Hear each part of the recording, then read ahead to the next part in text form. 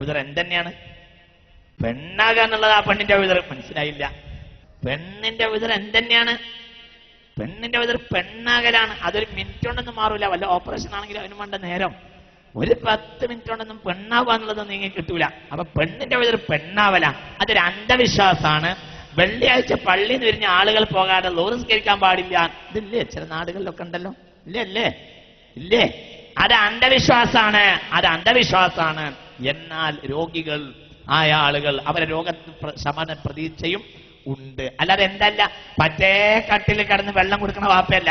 ആ വാപ്പാക്ക് എപ്പോഴും നിസ്കരിക്കാം. കാരണം ഇനി വെള്ളിയാഴ്ച ജുമയ്ക്ക് പോകാൻ കഴിയുമെന്ന പ്രതീക്ഷ ഇല്ല. എന്നാൽ രോഗാണ്. എന്നാൽ ഭയങ്കര ശക്തിയായി പനിക്കുന്നുണ്ട്. രോഗാണ്. പുറത്തു ഇറങ്ങാൻ കഴിയില്ല. എങ്കിലും ഒരു പക്ഷേ പെട്ടെന്ന് അല്ലാഹു തആല ശിഫാ തരാലോ. അങ്ങനത്തെ ആളുകളൊക്കെ ഉണ്ടെങ്കിൽ അവർ ജുമഅ കഴിഞ്ഞ ആളുകൾ പിരിഞ്ഞവരെ പിന്തിപ്പിക്കുന്നത് നല്ലതാണ്. അല്ലാത്തവർക്ക് പെണ്ണുങ്ങൾക്ക് അവരുടെ ആദ്യത്തെ വഖത്താണ് അയ്യുൽ ജിഹാദി അഫ്ളലു, ഏറ്റവും പ്രധാനപ്പെട്ട ജിഹാദ് അസ്സലാത്തു ലിഅവ്വലി വഖ്തിഹാ, നേരത്തെ നിസ്കരിക്കലാണെന്ന് ഹബീബായ റസൂലുള്ളാഹി സ്വല്ലല്ലാഹു അലൈഹി വസല്ലം. അല്ലാഹു നാഫിയായ ഇൽമിനെ തരട്ടെ. മുഅ്മിനീങ്ങളെ, ഇനി ചില ആദാബുകൾ ചിട്ടകൾ ഞാൻ പറയാം പെട്ടെന്ന്.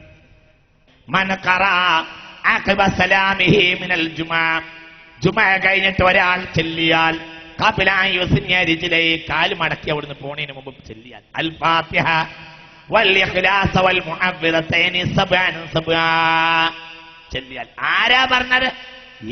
ആരോ പറഞ്ഞതല്ല. മൊല്ലാക്കയാണ് സബ്ആൻ പറഞ്ഞെങ്കിലും ഇത് മൊല്ലാക്ക പറഞ്ഞല്ല, മുഹമ്മദ് നബിയുടെ ദീനാണ്. ഇതൊക്കെ ഇവിടെ നശിപ്പിച്ചു. പിന്നെ എങ്ങനെ ചിക്കൻകുനി എല്ലാതിരിക്കും? ഇതൊക്കെ ഇവിടെ എല്ലാരെയാക്കി. ജുമഅ കഴിഞ്ഞിരുന്നാൽ ഫാത്തിഹ സബ്ആൻ ഇല്ലേ ഉണ്ടായിരുന്നല്ലോ പഴയ കാലത്ത്. ഇതല്ലേ വയസ്സായ ആൾ പരിപാടി കണ്ടിട്ടില്ലേ? ആ നന്മ നടപ്പിലാക്കും വേണം, നിലനിർത്തും വേണം. ഇത് എന്തിനാന്ന് പറഞ്ഞെന്നറിയോ? നിങ്ങളൊക്കെ കാലത്ത് നിലനിന്നാ പോരാ, ഇതിവിടെ നിലനിർത്തണം എന്ന് വസിയത്ത് ചെയ്യണം. കമ്മിറ്റിയൊക്കെ മാറുമ്പോൾ പുതിയ ചെറുപ്പക്കാരെ കമ്മിറ്റിയൊക്കെ വരുമ്പോൾ പറയണം, നിങ്ങൾക്ക് തോന്നിയതുപോലെ ചെയ്യാൻ പാടില്ല, ഇതുവരെ ഇന്ന് വരെ നടപ്പിലാക്കിയ കാര്യങ്ങളൊക്കെ നടപ്പിലാക്കണം എന്ന വസിയത്തിൽ നിങ്ങളെ ഏൽപ്പിച്ചെന്ന് പറയണം. കാരണം പുതിയ ചെറുപ്പക്കാർക്ക് പരമാവധി ഫാസ്റ്റ് ഫുഡാണ്. അവർക്ക് പരമാവധി പെട്ടെന്ന് പറയണമെന്നാ ഉദ്ദേശം. നല്ലോണം മനസ്സിലാക്കി കേട്ടോ. ഇത് മൊല്ലാക്ക സബാൻ എന്ന് പറഞ്ഞാൽ മൊല്ലാക്ക പറഞ്ഞതല്ല, അത് ദീനാണ്. മനസ്സിലാക്കിക്കോ.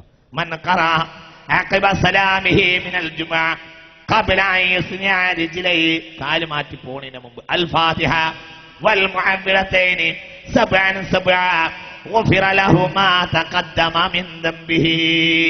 കേട്ടോ, ഒരുപാട് ഫളലുണ്ട്. ഒന്ന് അവന്റെ ദോഷം മുഴുവനും അതോടെ കുറുക്കും. എന്തൊക്കെ പറ. ഫാത്തിഹ 7, ഖുൽ ഹുവല്ലാഹു അഹദ് 7, ഫലഖ് 7, നാസ് 7. പിന്നെ എല്ലാം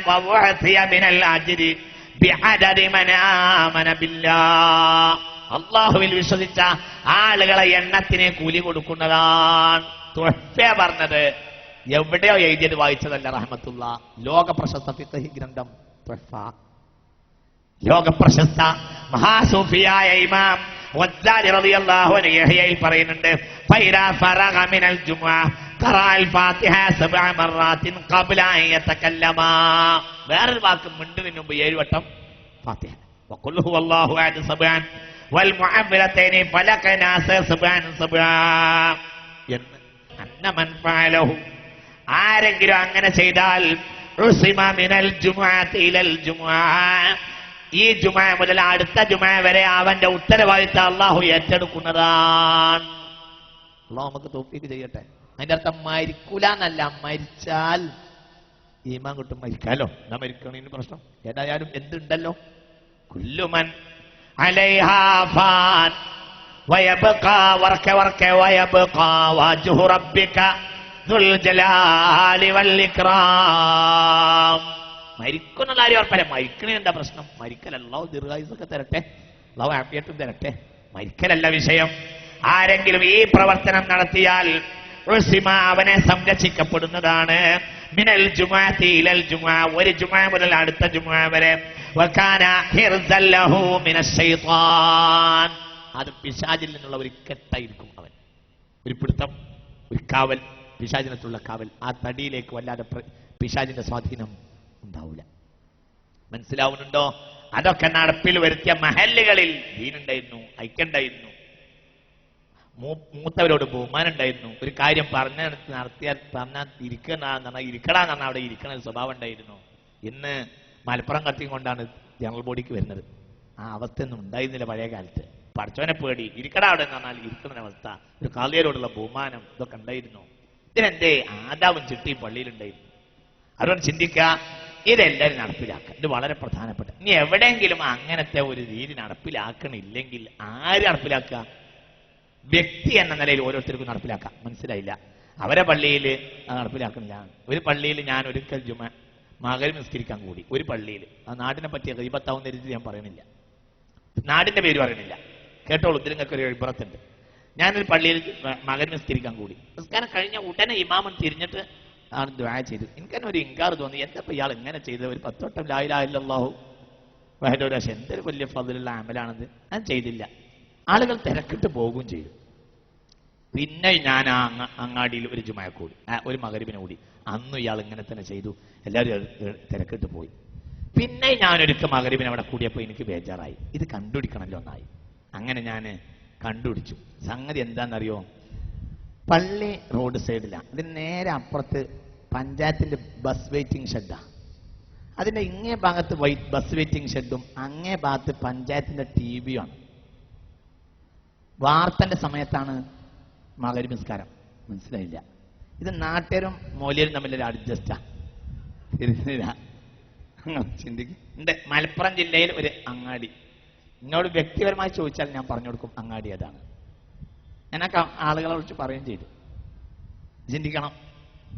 ഉണ്ട് അങ്ങാടി ഉണ്ട്, ഒരു അങ്ങാടി. ഇത് കണ്ടത് പറയാൻ കേട്ടോ, കണ്ടത് പറയാൻ. എന്തിനാ അള്ളാന്റെ ദീനിന്റെ സദസ്സിൽ വെറുതെ ഒരു വാക്ക് പറയണത്?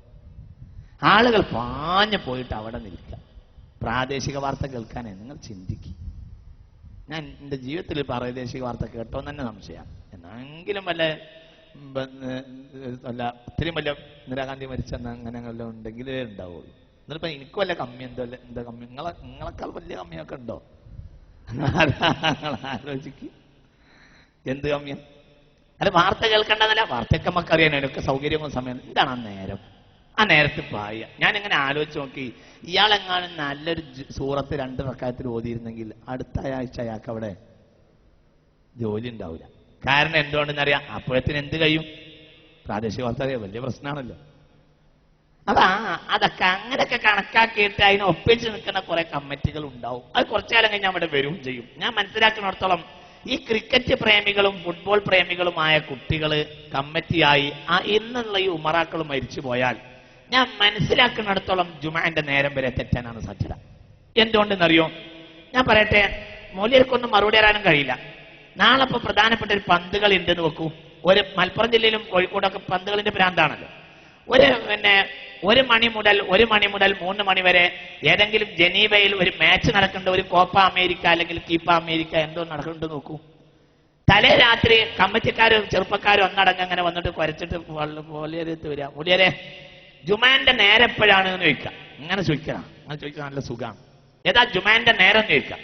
അപ്പൊ മൗലവി പറയും ജുമാന്റെ നേരം വഖത്തുൽ ളുഹ്രി, ഫത്തുൽ മുഈനിലൊക്കെ ഉണ്ട്, ളുഹറിന്റെ നേരാണ്.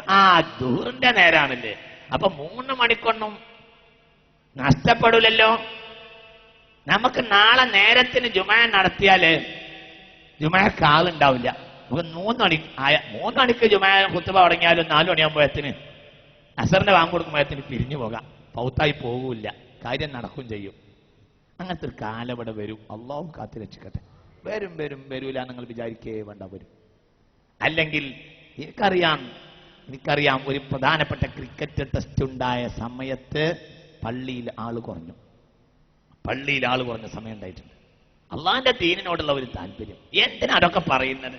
ഏതെങ്കിലും നിരീശ്വര നിർമ്മിത പ്രസ്ഥാനങ്ങളിൽ അംഗങ്ങളായ ആളുകൾ ആ സംഘടനകളുടെ പല പ്രകടനങ്ങളും പല പരിപാടികളും വെള്ളിയാഴ്ച കൊണ്ടുപോയി വെക്കും. അതിൽ അംഗങ്ങളായ ആളുകൾ ജുമാ നഷ്ടപ്പെടുത്തിയിട്ട് പ്രകടനത്തിന് പോകും. അനുഭവം ഞാൻ ഈ പറയും. ഇഷ്ടം പോലെ നിരീശ്വര നിർമ്മിത പ്രസ്ഥാനങ്ങൾ, അത്തരം ആളുകളൊക്കെ സംഘടനകൾ മനുഷ്യരെ നരകത്തിലേക്ക് തള്ളിയിട്ടുണ്ട്. അല്ലാഹു നമ്മളെ കാത്തുരക്ഷിക്കട്ടെ. അതുകൊണ്ട് ഞാൻ പറയാ, ആര് ചെയ്യണില്ലെങ്കിലും വ്യക്തിപരമായി ഇത്തരം കാര്യങ്ങൾ അവനവൻ നേരത്തെ തന്നെ അവനവൻ നേരിട്ട് ചെയ്യാം.